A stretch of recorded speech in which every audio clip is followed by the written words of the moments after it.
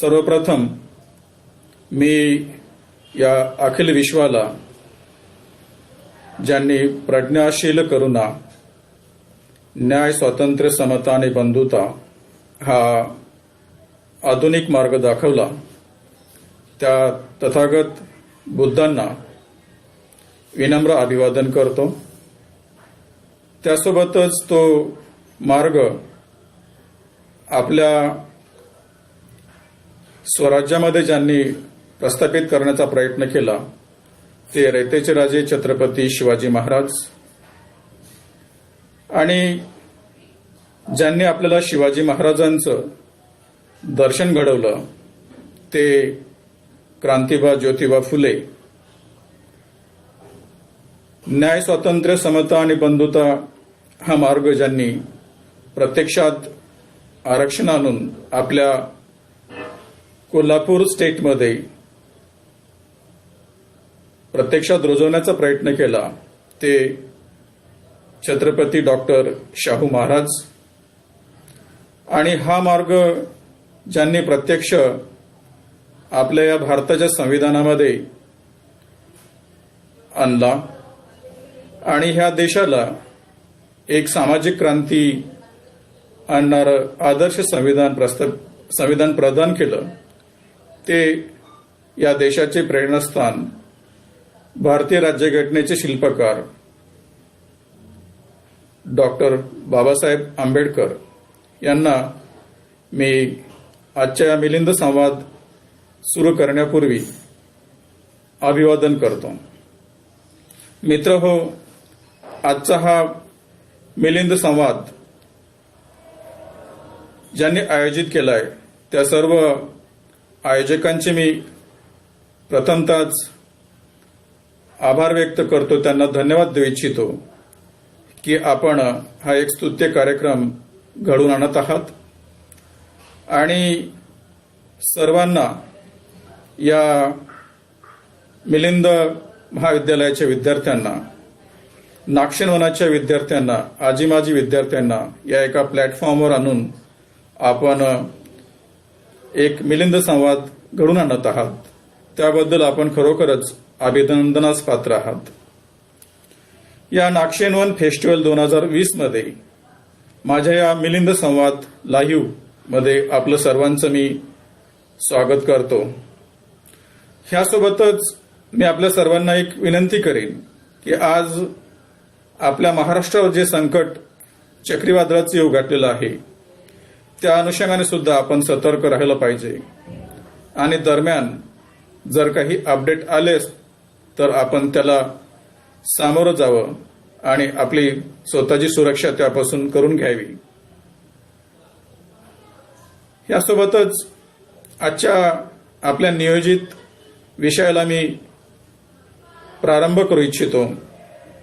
आयोजकांनी सूचित केल्याप्रमाणे आज आपण ह्या मिलिंद संवादमध्ये नागशेनवन शिका, संघर्ष करा, संघटित व्हाची प्रेरणा देणारी प्रज्ञाभूमी असा विषय आपण नियोजित केलेला आहे। ह्या विषयाची मांडणी करत असताना मी काही 3-4 बाबीवर आपल्याशी संवाद साधणार आहे। त्या म्हणजे एकतर शिका, संघर्ष करा, संघटित व्हा, डॉक्टर बाबासाहेबांचा जीवन कार्याचा मूलमंत्र, त्यासोबतच नागशेनवन मध्ये विलीन झाल्यावर ह्या शिका, संघर्ष करा, संघटित व्हा ची प्रेरणा आपणास कशी मिळते ह्यावर मी माझ्या मनोगतामधून काही विचार आपल्यासोबत शेअर करण्याचा प्रयत्न करणार आहे। आणि ही शिका, संघर्ष करा, संघटित व्हा या प्रेरणेची ज्योत चिरंतर तेवत राहावी यासाठी डॉक्टर बाबासाहेब आंबेडकरांनी काही विचार आपल्या ह्या विद्यार्थ्यांपर्यंत पोहोचलेत का संदेश देऊन त्या काही भाषणांचा मी आपल्यासोबत या चर्चेमध्ये उहापोह करणार आहे। यामध्ये खास करून मी आपल्या मिलिंद महाविद्यालयामध्ये डॉक्टर बाबासाहेब आंबेडकरांनी जी भाषणं केली, 4 भाषणं मी इथे डॉक्टर बाबासाहेब आंबेडकरांची अभ्यास केलेली आहेत, जी डॉक्टर बाबासाहेब आंबेडकर लेखन आणि भाषणे खंड 18 भाग 3 मधून त्याचा काही अभ्यास करण्याचा प्रयत्न केला आणि ते डॉक्टर बाबासाहेबांचे विचार आपल्यासोबत शेअर करण्याचा मी प्रयत्न करणार आहे.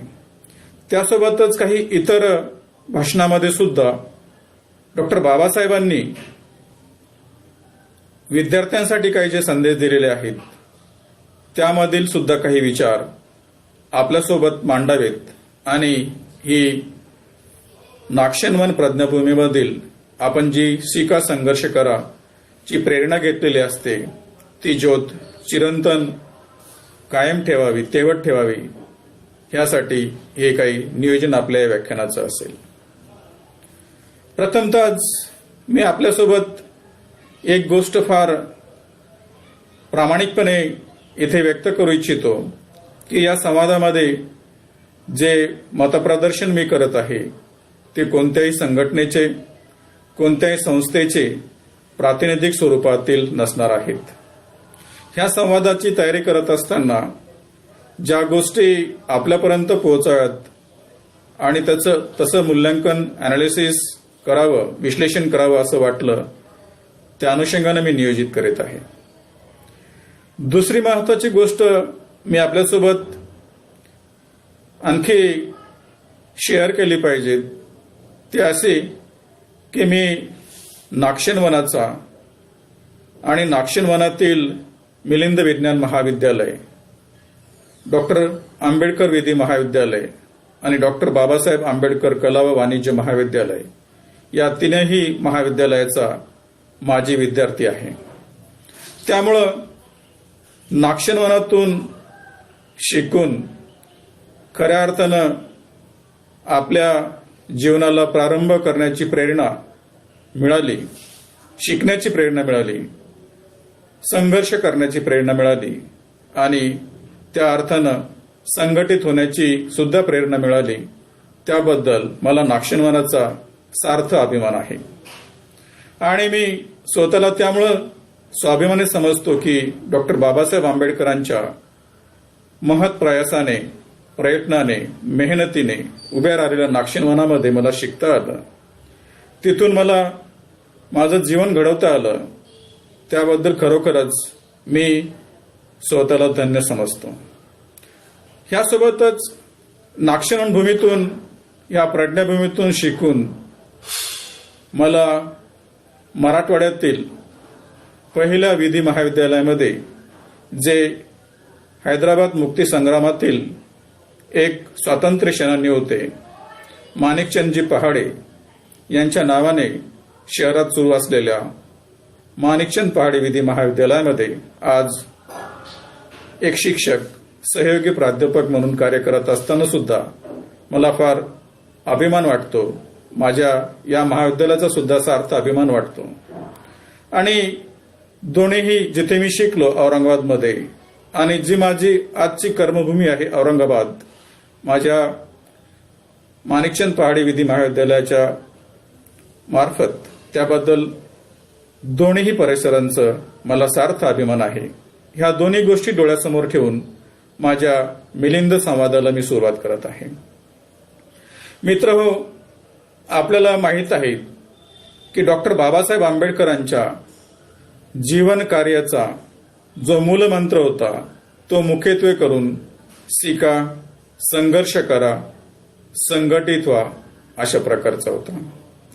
डॉक्टर बाबासाहेब आंबेडकरांनी जे जे लढे आपल्या समाजाच्या उत्कर्षासाठी आणि पर्यायाने देशाच्या उत्कर्षासाठी लढले, त्या सर्व जीवित कार्यामधून डॉक्टर बाबासाहेबांनी आपल्याला हा मार्ग दाखवलेला आहे की व्यक्तीने ह्या आपल्या जीवनातील, चळवळीच्या जीवनातील खास करून 3 फेजेसमधून, 3 स्टेजेसमधून किंवा या 3 स्तरामधून आपल्याला जावं लागतं. आणि त्यामधील पहिली जी फेज असते शिकण्याची, मला वाटतं नागशेनवनामध्ये आपण जे डॉक्टर बाबासाहेबांच्या प्रयत्नाने उभे राहिलेल्या या नाक्षिणून भूमीमध्ये शिकत असताना डॉक्टर बाबासाहेबांच्या या कार्यामध्ये शिका ह्या संदेशामधून प्रेरित होऊन या भूमीमध्ये येत असतो. आणि मग ह्या नाक्षिणून भूमीमध्ये आल्यानंतर आपल्याला कशा प्रकारचं शिक्षण मिळतं आणि त्यामधून आपल्याला जीवन घडवण्याची कशा प्रकारे ऊर्जा मिळते, ह्या अनेक गोष्टी या नाक्षिणवनामधून आपल्याला प्राप्त होतात. आणि मग ह्या मूलमंत्राचा पहिला टप्पा आपण पूर्ण करत असतो. आणि मग दुसऱ्या टप्प्याकडे आपल्याला जायचं असतं, तो संघर्ष करण्याचा. हा संघर्ष कोणासोबत करायचा आहे, तर हा संघर्ष आपण स्वतःसोबत आणि आपल्या अवतीभोवतीच्या असलेल्या सर्व सामाजिक, राजकीय, आर्थिक, शैक्षणिक आणि सर्वच प्रकारच्या वातावरणामध्ये व्यक्तीला एक व्यक्ती म्हणून त्यामध्ये प्रतिष्ठेने जगण्यासाठी, डॉक्टर बाबासाहेबांच्या विचारानं जगण्यासाठी चा संघर्ष आपल्याला करायचा असतो. तो मंत्र बाबासाहेबांनी आपल्याला दिलेला आहे. किंबहुना बाबासाहेबांचं तत्वज्ञान असं सांगतं की आयुष्यभरच व्यक्तीला संघर्ष करत राहावं लागतं, कारण कोणतीही गोष्ट तुम्हाला संघर्षाविना सहजासहजी मिळणार नसते, याची बाबासाहेबांना जाणीव होती. आणि तिसरा महत्वाचा टप्पा या मध्ये जो येतो तो संघटनाचा येतो. मला वाटतं संघटन तेव्हाच डॉक्टर बाबासाहेबांच्या चळवळीचं यशस्वी होऊ शकतं, ज्यावेळेला आपण शिका आणि संघर्ष करण्याचा दोन्ही टप्पा किंवा दोन्ही टप्पे यशस्वीपणे डॉक्टर बाबासाहेबांना अपेक्षित असल्या प्रकारे पूर्णत्वास नेत असतो. त्याच वेळेला संघटनाचं जे बाबासाहेबांचं स्वप्न आहे ते पूर्णत्वास जाऊ शकतं. आणि मग ह्या तिन्ही गोष्टीमध्ये या मिलिंद विज्ञान महाविद्यालयामध्ये किंवा मिलिंद महाविद्यालयामध्ये किंवा नाक्षिणवनामध्ये शिकत असताना तिन्ही गोष्टीची प्रेरणा आपल्याला घ्यायची असते. आणि मला असं वाटतं प्रामाणिकपणे की मिलिंदमध्ये शिकणारा विद्यार्थी, नाक्षिणवनामध्ये शिकणारा विद्यार्थी ह्या शिका, संघर्ष करा आणि संघटित व्हा या डॉक्टर बाबासाहेबांच्या मूलमंत्राची प्रेरणा घेऊन आपल्या जीवनामध्ये तो मार्ग अनुसरत असतो, डॉक्टर बाबासाहेब आंबेडकरांचे विचार अनुसरत असतो. आणि मग आपल्या जीवनाला खऱ्या अर्थानं एक बहारदार रूप, एक प्रतिष्ठेचं स्थान त्यामध्ये तो मिळवत असतो. आणि त्यामधील पहिला टप्पा जो असतो शिकण्याचा, यावर जास्त करून फोकस आपल्याला आजच्या या मिलिंद संवादमध्ये करायचा आहे. कारण डॉक्टर बाबासाहेब आंबेडकरांनी आपल्या समाजाला म्हणजे ज्या समाजाचे ते सामाजिक, शैक्षणिक, राजकीय, आर्थिक अशा सर्व प्रकारचं नेतृत्व करत होते, ह्या समाजाला आपल्या भारतीय समाजामध्ये एक अस्पृश्यांचं स्थान होतं हे आपल्याला माहिती आहे. एकतर त्या काळामध्ये ज्यावेळेस बाबासाहेबांनी हा संघर्ष उभा केला होता, त्या काळामध्ये शिक्षणाच्या परिस्थितीचा जर आपण लेखाजोखा घेतला तर मुळात या समाजाला अगोदरचे जे सर्व कायदे होते, व्यवस्था होत्या, त्यामध्ये शिक्षणाचा अधिकार नाकारण्यात आलेला होता.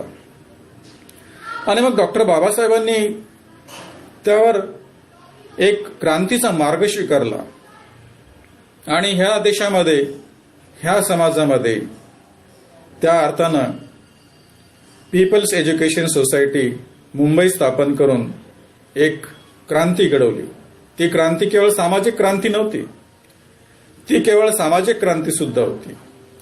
ती क्रांती आर्थिक क्रांती सुद्धा होती, ती क्रांती राजकीय क्रांती सुद्धा होती. अशा अर्थानं ती एक खऱ्या अर्थानं फार मोठी, प्रचंड अशा प्रकारची क्रांती होती. का म्हणून ती क्रांती ठरलेली आहे?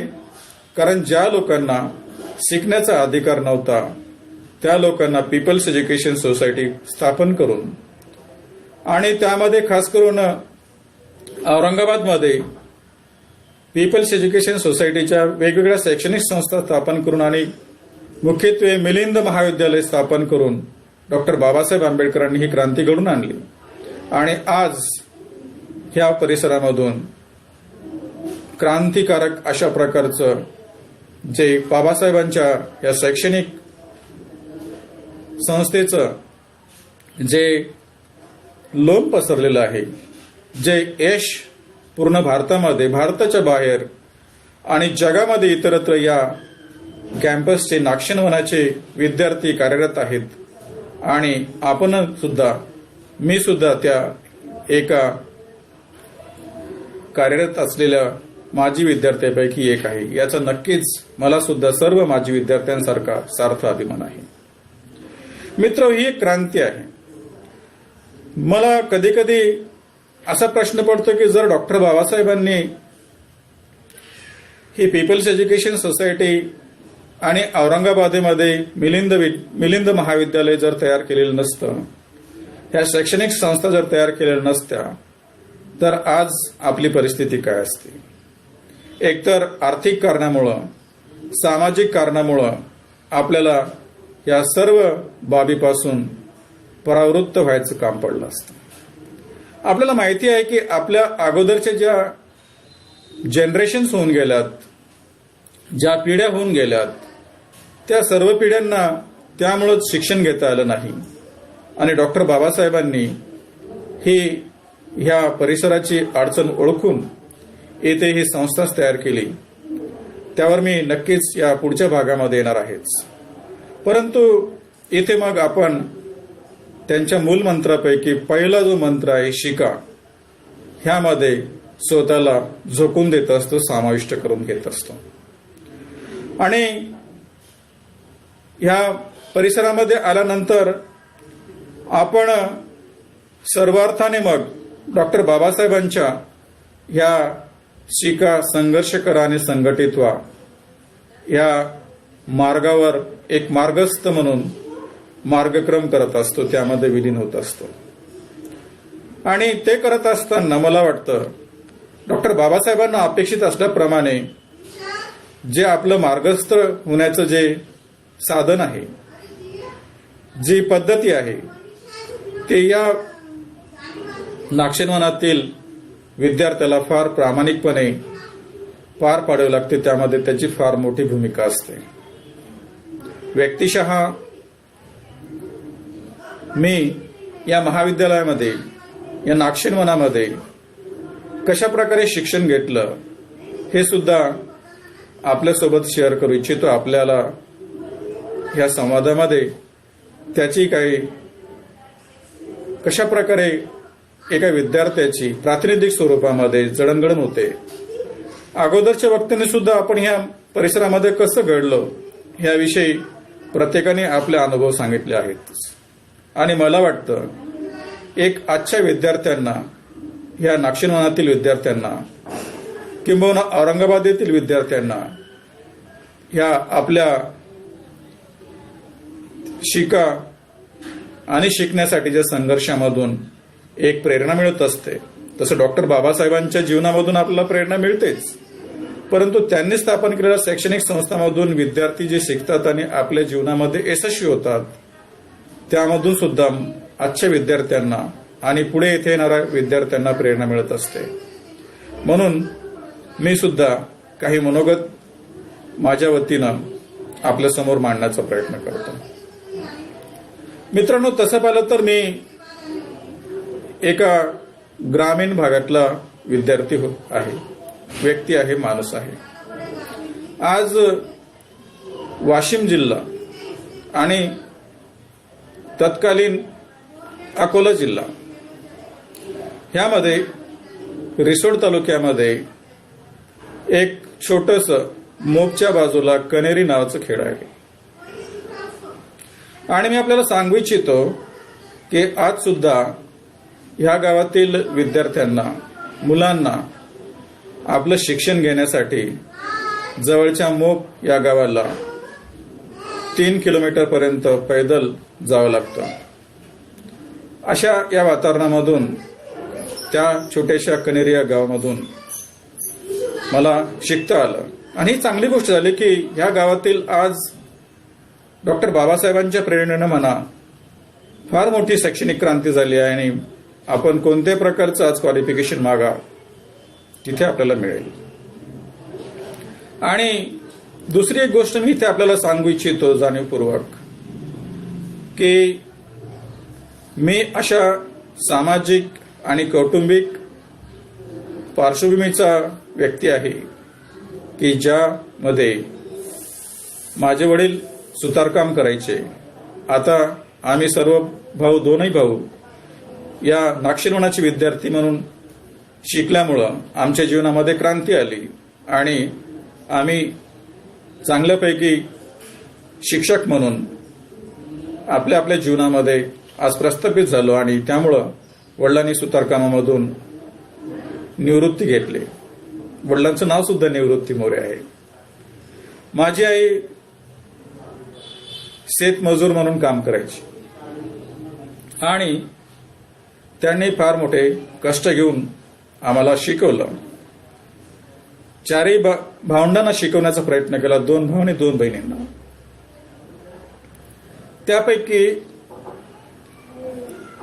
आमच्या शिवाजी महाविद्यालय मोप आणि कनिष्ठ महाविद्यालय मोप येथे 12वीचे शिक्षण पूर्ण झाल्यानंतर पुढे मला मिलिंद विज्ञान महाविद्यालयामध्ये येण्याची संधी मिळाली.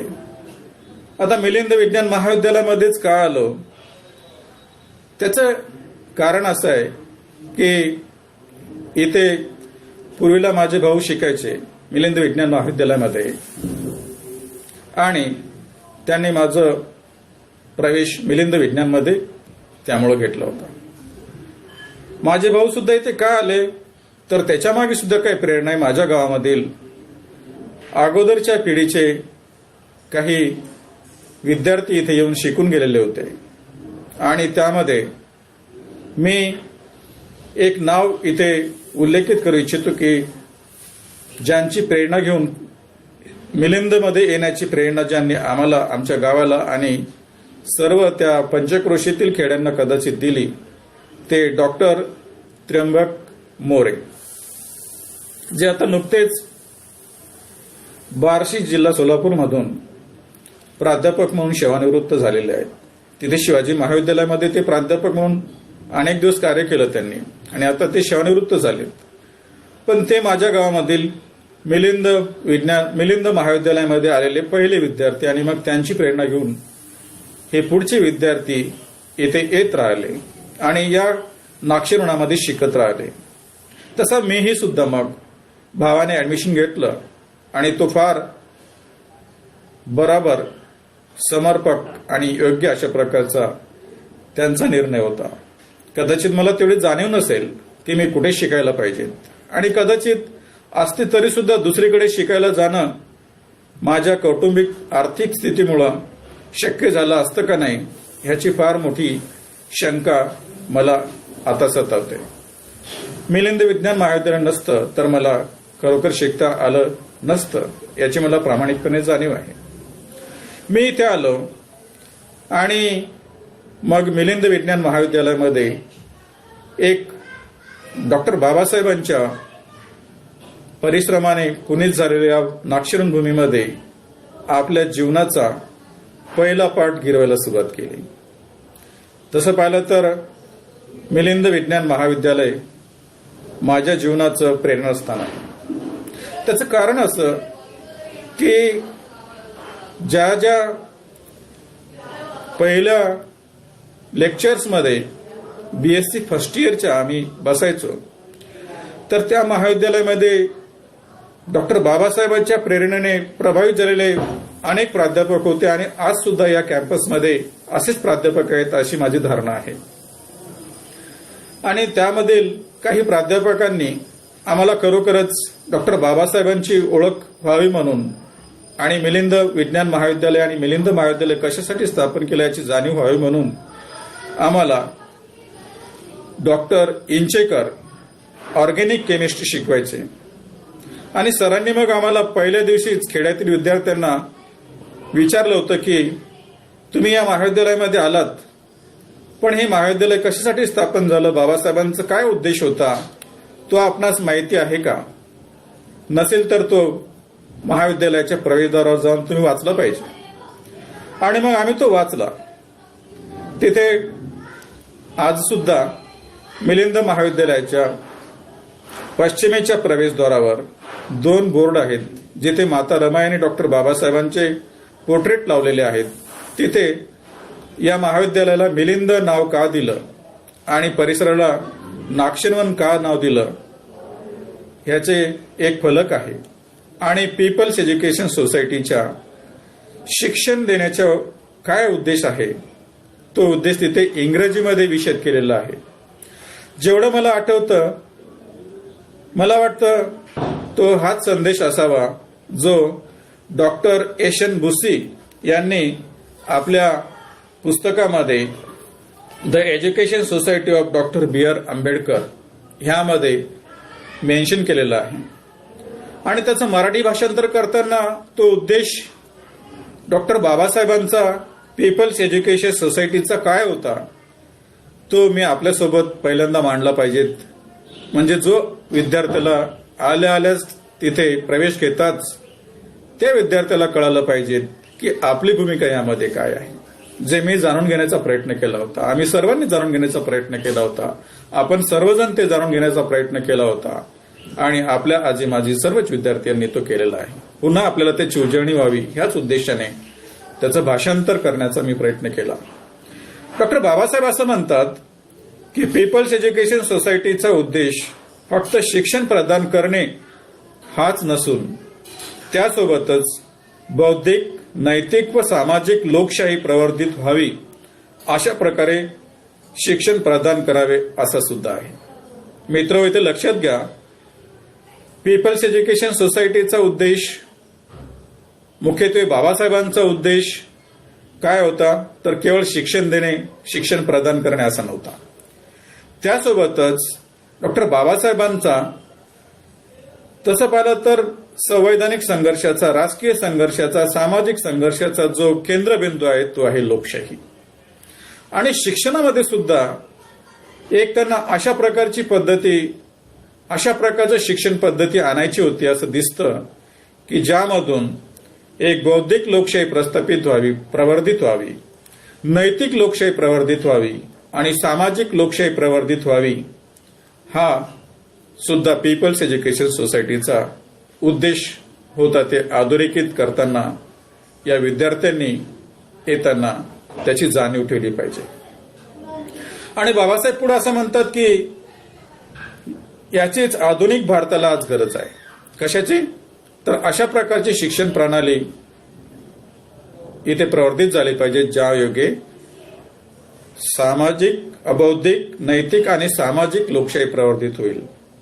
आणि हेच भारताच्या सर्व हितचिंतकांनी प्रवर्धित केले पाहिजे असं बाबासाहेबांचा आग्रह आहे. याचा अर्थ असा झाला की मिलिंद विज्ञान महाविद्यालयामध्ये येत असताना मला ह्याची जाणीव झाली, जी आपल्या सर्वांना होते, की आपण या बौद्धिक आणि नैतिक, सामाजिक लोकशाही प्रवर्धित करण्याच्या चळवळीचा एक भाग असतो. आणि त्यामध्ये डॉक्टर बाबासाहेबांचं जे स्वप्न असतं ते पूर्णत्वास नेण्याची आपली फार मोठी जबाबदारी असते. आणि मग त्या अनुषंगाने आम्हाला शिकता आलं. आणि महाविद्यालयामध्ये शिकत असताना जसं मी अगोदर सांगितलं की बाबासाहेबांच्या प्रेरणेने प्रेरित झालेले प्राध्यापक आम्हाला भेटले.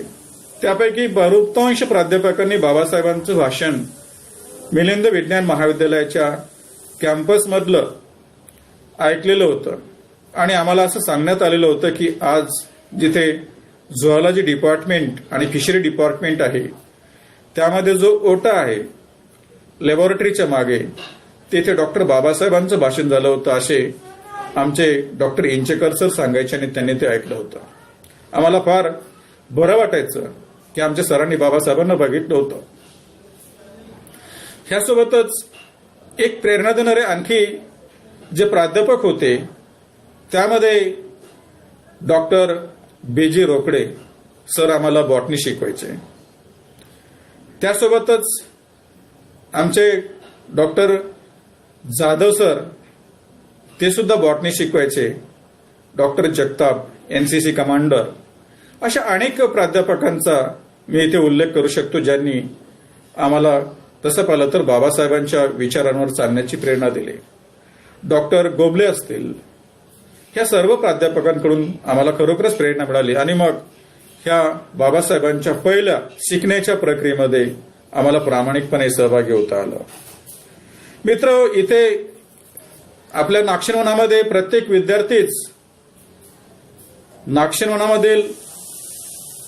विद्यार्थीच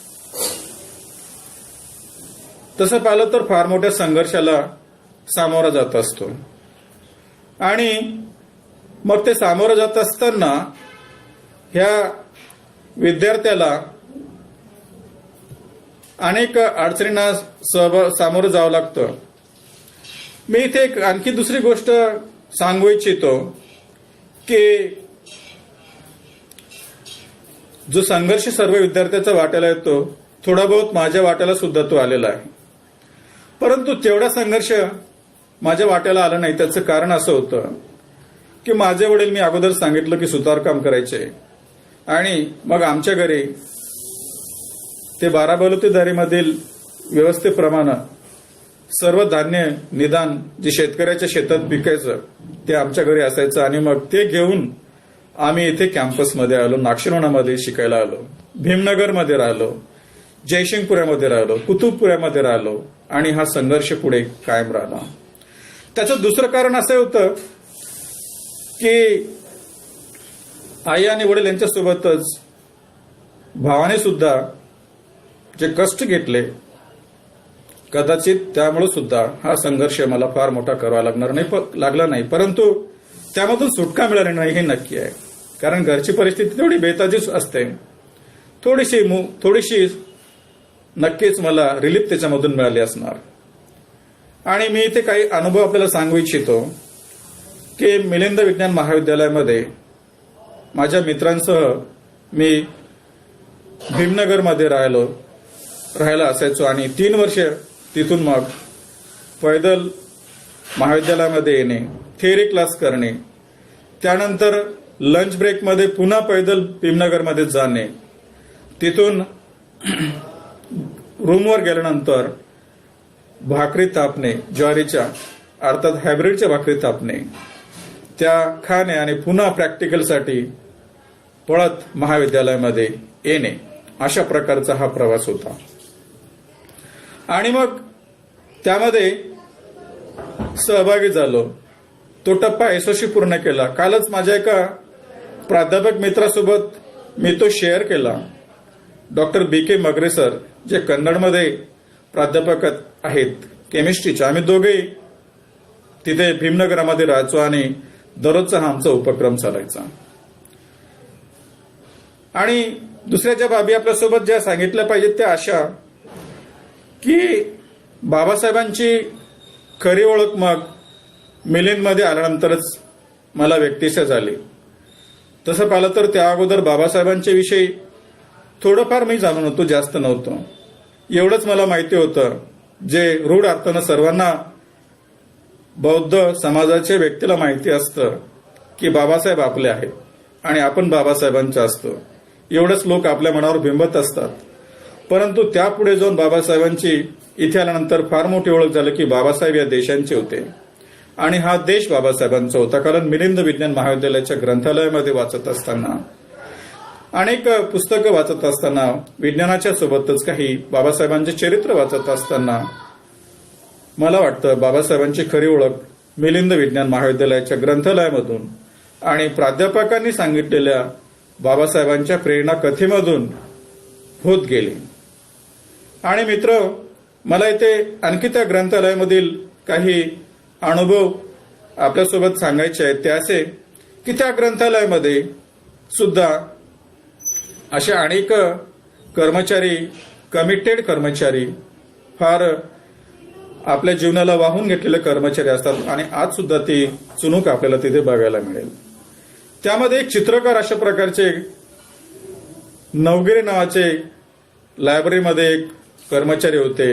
कदाचित ते तिथे क्लर्क होते आणि फार सुंदर अशा प्रकारचे चित्र काढायचे आणि त्यांनी मला डॉक्टर बाबासाहेबांचं चित्र काढून दिलं होतं, जे मी माझ्या डायरीमध्ये जोपासून ठेवलेलं होतं.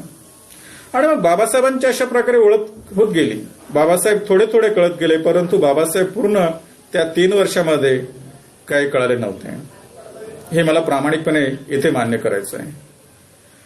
आणि मिलिंदमध्ये ज्या आणखी दुसऱ्या महत्वाच्या घटना घडल्या, कारण मी विज्ञानाचे विद्यार्थी असताना लॉकडे कसं आलो ही फार इंटरेस्टिंग बाब आहे. आणि डॉक्टर आंबेडकर विधी महाविद्यालयामध्ये कसा प्रवेश घेतला ते सुद्धा फार इंटरेस्टिंग आहे. त्याचं कारण असं आहे की मी त्यावेळेला काही कविता लिहायचो विज्ञानाचे विद्यार्थी असताना सुद्धा. आणि भीमसैनिक या कवितेला माझ्या कदाचित 1995 किंवा 94च्या गॅदरिंगमध्ये पारितोषिक मिळालं आणि ते मला माननीय न्यायमूर्ती भाऊसाहेब वहाने, जे त्यावेळेला पणजी बेंचला मुंबई उच्च न्यायालयाला मान्य न्यायाधीश होते, आणि त्यांनी जो आपल्या जीवनाचा संघर्ष त्यांच्या भाषणामधून सांगितला, बाबासाहेबांच्या प्रेरणेने सांगितला, ते असं म्हणाले होते की बाबासाहेबांच्या प्रेरणेने आज मी अशा सामाजिक स्थितीमधून, अशा कौटुंबिक स्थितीमधून आलो आणि आज मुंबई उच्च न्यायालयाचा एक न्यायाधीश म्हणून सन्मानाने काम करत आहे, असा त्यांच्या भाषणाचा तो एक मतितार्थ होता. आणि माझ्या जीवनामध्ये ते असं म्हणाले की असा क्रांतिकारक बदल घडून आला. आणि मग तिथून पुढे मला असं वाटलं की आपल्याला जर सुद्धा आपल्या जीवनामध्ये काही बदल घडून आणायचा असेल तर विज्ञानामध्ये माझं तसा रस राहणार नाही. पण मला ऍक्च्युली विज्ञान क्षेत्रामध्ये सुद्धा बऱ्यापैकी प्रगती माझी होती आणि माझ्या मुलांना, माझ्या मित्रांना सुद्धा हे वाटायचं की मी त्यांच्यासोबत MSc करायला हवं. केमिस्ट्रीमध्ये मला करायची इच्छा होती. परंतु भाऊसाहेब वहाने मान्य न्यायाधीशांच्या त्या भाषणामुळे फार मोठी प्रेरणा मिळाली आणि डॉक्टर बाबासाहेबांनी विधी शिक्षण आपल्या जीवनामध्ये फार महत्वाचं मानलं होतं. वकिलाची भूमिका फार महत्वाची मानली होती आणि मग आपल्या जीवनामध्ये सुद्धा एक क्रांतिकारक बदल घडून येईल अशा अपेक्षेनं मी डॉक्टर आंबेडकर विधी महाविद्यालयामध्ये, जे की आपल्या नागशिरोणामध्येच डॉक्टर बाबासाहेबांनी स्थापन केलेल्या संस्थेचं जे महाविद्यालय आहे तिथे प्रवेश घेतला. आणि मग खऱ्या अर्थानं तो माझ्या जीवनाचा टर्निंग पॉइंट झाला आणि माझी पर्सनॅलिटी आमूलाग्र तिथून पुढे क्रांतिकारक अशा प्रकारची बदलली. आणि मग तिथे आल्यानंतर जो पहिलाच एका अभ्यासकाचा पिंड होता तो होताच. आणि तिथे येत असताना मग तिथे महाविद्यालयामध्ये नियमित व्याख्यानं करणे, लेक्चर्स करणे आणि लायब्ररीमध्ये कायमस्वरूपी बसणे. मी आपल्याला एक आणखी स्वाभिमानाने इथं सांगू इच्छितो की माझ्या माहितीप्रमाणे आज सुद्धा जे महाविद्यालयामध्ये, ज्या महाविद्यालयामध्ये नाईट लायब्ररी सुरू असेल त्यापैकी डॉक्टर आंबेडकर विधी महाविद्यालय हे एक असं महाविद्यालय आहे की जिथे ते रात्रीची लायब्ररी सुरू असते.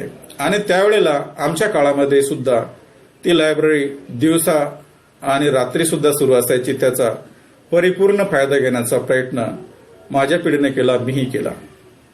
आणि तिथे ग्रंथालयामध्ये माझ्या आणखी शैक्षणिक जीवनामध्ये प्रत्येक ग्रंथालयाची फार मोठी भूमिका माझ्या जीवनामध्ये आहे असं मी प्रत्येक वेळेला प्रामाणिकपणे मान्य करत असतो. त्यापैकी हे एक महाविद्यालय आहे डॉक्टर आंबेडकर विधी महाविद्यालय की ज्यामध्ये हे फार मोठं ग्रंथालय, जिथे बाबासाहेबांचे स्वतःचे पुस्तक आहेत. मिलिंद विज्ञान महाविद्यालयामध्ये सुद्धा आहेत. आणि अनेक दुर्मिळ अशा प्रकारचे ग्रंथ इथं आहेत जे महाविद्यालयाने आम्हाला उपलब्ध करून दिले. पण त्यासोबतच हे ग्रंथालय उपलब्ध करून दिलं ज्यामध्ये खास करून जे विद्यार्थ्यांमध्ये भूमिका ज्या लोकांची असते ती असते ग्रंथालयाच्या लायब्ररीची आणि कर्मचाऱ्यांची. मी आपल्याला 2 नाव आणखी तिथे सांगू इच्छितो की त्या ग्रंथालयामध्ये असलेले ग्रंथालय चे इन्चार्ज ग्रंथपाल जे आहेत भगवान ढगे आणि त्या काळामध्ये असलेले जे ग्रंथालयाचे कर्मचारी होते श्री निकाळजे, आयुष्यमान निकाळजे साहेब, यांचं विद्यार्थ्यांना फार मोठी प्रेरणादायी अशा प्रकारची मदत झालेली होती. आणि मग आम्हाला त्या लायब्ररीमध्ये भरपूर अशा प्रकारचा वेळ व्यतीत करता आला आणि अभ्यास करता आला. फार अशा प्रकारचं जीवन तिथून सुद्धा घडवता आलं. त्या ग्रंथालयामध्ये येत असताना, अभ्यास करत असताना प्रथम वर्ष गेलं आणि महाविद्यालयामध्ये मला बऱ्यापैकी मार्क्स मिळाले. मी विद्यार्थी संसदेमध्ये आलो आणि LLB जनरलमध्ये येत असताना मी आपल्याला सांगू इच्छितो की दुसरी क्रांतिकारक घटना माझ्या शैक्षणिक जीवनामध्ये जी घडली ती अशी होती की मी विद्यापीठामध्ये प्रथम मेरिट यादीमध्ये आलेलो होतो. त्याचं कारण असं होतं की बाबासाहेबांची प्रेरणा आणि ह्या लायब्ररीची भूमिका, वाचन अभ्यास. तिथे मी जर काय वाचलं असेल तर ते भारताचं संविधान कळायला सुरुवात झाली. संविधानाबरोबरच तिथे मी दिव्य कुराण वाचलं. मी आपल्याला ते जाणीवपूर्वक सांगू इच्छितो की मी पहिल्यांदा कुराण जर कुठं वाचलं असेल तर डॉक्टर आंबेडकर विधी महाविद्यालयाच्या ग्रंथालयामध्ये, आणि संविधान जर कुठं पहिल्यांदा वाचलं असेल तर ते तिथेच. आणि तिथून तसं पाहिलं तर माझ्या संविधानाच्या अभ्यासाला सुरुवात झाली आणि आज तागायत तो अभ्यास सुरू आहे.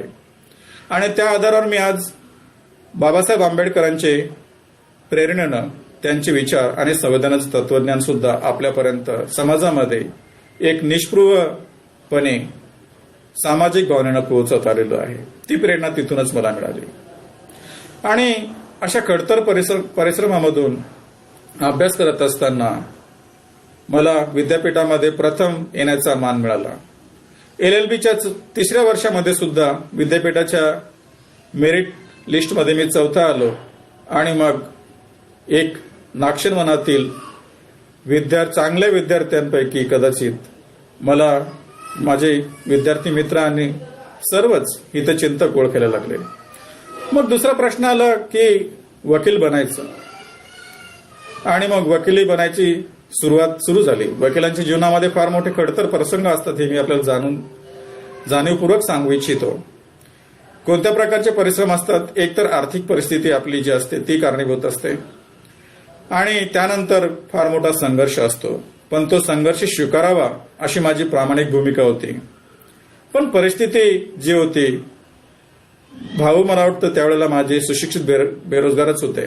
त्यानंतर त्यांना नोकरी मिळाली, वडील काम करायचे आणि ह्या साऱ्या परिस्थितीमध्ये परिस्थिती आर्थिक बेताचीच होती. फार हालाकीची जरी नव्हती तरी सुद्धा अनेक विद्यार्थ्यांची फार परिस्थिती त्यापेक्षा हालाकीची असते तरी विद्यार्थी आपल्या जीवनामध्ये यशस्वी होतात. मी असं मानतो की माझी फार परिस्थिती हालाकीची नव्हती. जरी माझ्याकडे शेत नव्हतं, जरी वडिलांकडे पैसे नव्हते, पण वडिलांची दुर्दम्य इच्छा होती, सर्वांचं सहकार्य होतं, शिकायचं आणि मास्तर बनायचं नाही.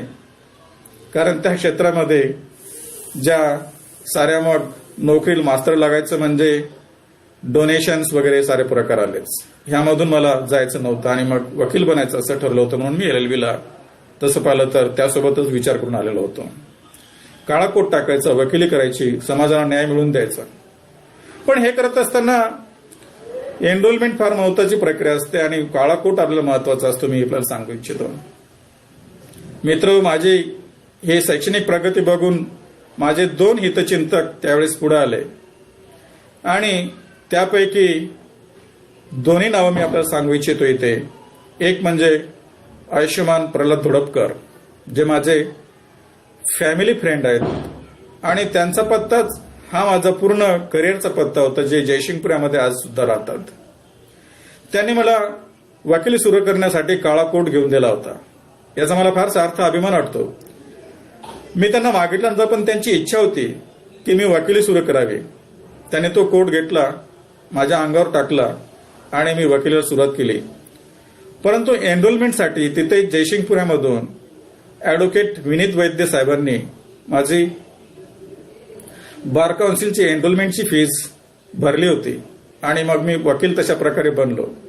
मला याची जाणीव आहे की मी वकील केवळ ह्या 2 हितचिंतकांनी केलेल्या ह्या मदतीमुळे आणि मित्रपरिवाराच्या काही अल्पशा मदतीमुळे मी वकील बनू शकलो. मला याची जाणीव आहे की आज मी त्यांचे त्या मदतीची परतफेड त्यांनी ते उपकार म्हणून नक्कीच केले नसतील माझ्यावर, कारण ते एक सामाजिक भान असलेले दोन्ही व्यक्ती आज समाजामध्ये प्रतिष्ठित अशा प्रकारचे आहेत. पण त्याची परतफेड मला वैयक्तिक नक्कीच करता आली नाही, परंतु माझ्या जीवनामध्ये प्राध्यापक झाल्यानंतरच्या पहिल्या दिवसापासून मी नक्कीच त्याला सुरुवात केलेली होती. आणि मला असं वाटतं की ते डॉक्टर बाबासाहेब आंबेडकरांच्या पुढच्या विचारामध्ये सुद्धा आपल्याला जाणीवपूर्वक मी सांगेन की ह्या नागशरणातील विद्यार्थी आपल्या शिक्षण घेतल्यानंतर, प्रस्थापित झाल्यानंतर, नोकरी लागल्यानंतर त्याची काय भूमिका असते. आणि मला वाटतं थोडासा त्यामधला खारीचा वाटा मला उचलता आला आणि नागशरवनातील माझ्या मित्रांना, माझ्या माणिकचंद पहाडे विधी महाविद्यालयातील काही गरीब विद्यार्थ्यांना कोणत्याही जाती धर्माच्या व्यतिरिक्त विचार करून, सामाजिक बंधनाचा विचार न करता, मी जसं धोडकर साहेबांनी मला काळा कोट घेऊन दिला, मी जवळपास प्रतिवर्षी एका विद्यार्थ्याला कमीत कमी वकिली सुरू करण्यासाठी चांगल्या ब्रँडेड कंपनीचा 3 पीस घेऊन देत असतो. आणि ते माझं कर्तव्य असं मी मानतो. बरेच विद्यार्थी हे मला सांगतात की सर, तुमच्यामुळे मी वकील बनलो आणि तुमची परतफेड कशी करायची. मी त्यांना सांगतो की मला तुम्ही परतफेड करायची नाही, तुम्ही दुसऱ्या एखाद्या गरजू विद्यार्थ्यांना मदत करून त्याची परतफेड करायची, जी सामाजिक भान ठेवून करायची. असं थोडंसं करता आलं. मी नोकरीला लागल्यानंतर माझे जे मित्र तिथे शिकत होते, अनेक मित्र शिकत होते, ज्यांच्यासोबत मी ग्रंथालयामध्ये अभ्यास करायचो, त्यांना सुद्धा थोडीफार मला मदत करता आली. ती आजपर्यंत मला वाटतं मी ते करत आहे आणि इथून पुढे सुद्धा मी करत आहे. माझ्याकडे फार पैसा आहे असं मला नाही वाटत, पण जेवढा केवढा पैसा मला प्राध्यापक असल्यामुळे मिळतो आणि त्यामधून काही पैसा खर्च करण्याची माझी इच्छा आहे, जी बाबासाहेबांच्या स्वप्नातील एक मला ह्या कॅम्पसचा विद्यार्थी बनायचं आहे, निदान पूर्णपणे बनण्याचा प्रयत्न करायचा आहे. आणि त्यामुळे ते माझं कर्तव्य असं मानून मी आज तागायत ते करत आहे आणि इथून पुढे सुद्धा ते मी करणार आहेच. मी इथे सुद्धा या माध्यमातून आपल्या कोणत्याही समाजातील, कोणत्याही जातीच्या, धर्माच्या विद्यार्थ्यांना हे आवाहन करतो की वकिली करत असताना जर आपल्याला सुरुवातीला कोर्टाची नितांत गरज असेल किंवा काही आर्थिक मदतीची गरज असेल तर मला तुम्ही नक्की संपर्क करू शकता. मी त्याच्यामध्ये काही थोडासा खारीचा वाटा नक्कीच सहन करेन आणि आपल्यासोबत थोडंसं आपलं आर्थिक भार उचलण्याचा नक्कीच प्रयत्न करेन, जो करत आलेलो आहे. त्याला कोणत्याही प्रकारचं बंधन नाही.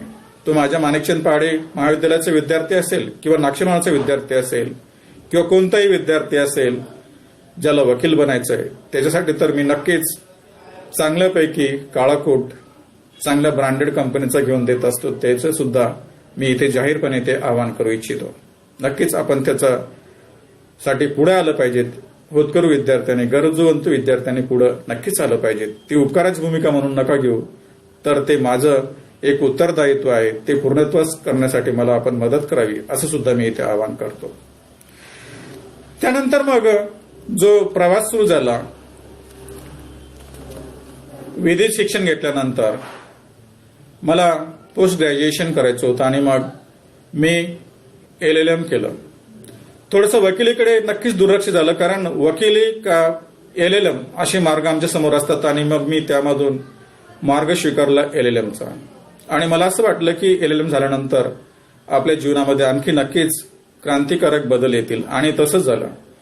मी 2001 मध्ये संविधान कायद्यामध्ये LLM झालो आणि 2001 मध्येच नेट उत्तीर्ण झालो, जी मी अगोदरच LLM ला असतानाच ती परीक्षा दिलेली होती. आणि 2001 मध्येच डिसेंबर महिन्यामध्ये 6 डिसेंबरलाच डॉक्टर बाबासाहेब आंबेडकरांचा तो महापरिनिर्वाण दिवस असतो, परंतु त्याच दिवशी मला रयत शिक्षण संस्थेमध्ये एक पूर्णवेळ क्लॉक आवर बेसिस तार्किका तत्वावरील प्राध्यापक म्हणून सेवा करण्याची संधी मिळाली आणि डिसेंबर महिन्यामध्येच मला इथे Marathwada legal and general education सोसायटीचे आज जिथे मी प्राध्यापक आहे, मराठवाड्यातील पहिलं नामांकित महाविद्यालय या विभागातलं, जिथे मला तिथे मी इंटरव्ह्यू झाला आणि मग 9 जानेवारी 2002 मी इथे रुजू झालो. अशा प्रकारे तो पीजीचा प्रवास झाला. 2001 हे क्रांतिकारक वर्ष माझ्या जीवनामध्ये आला.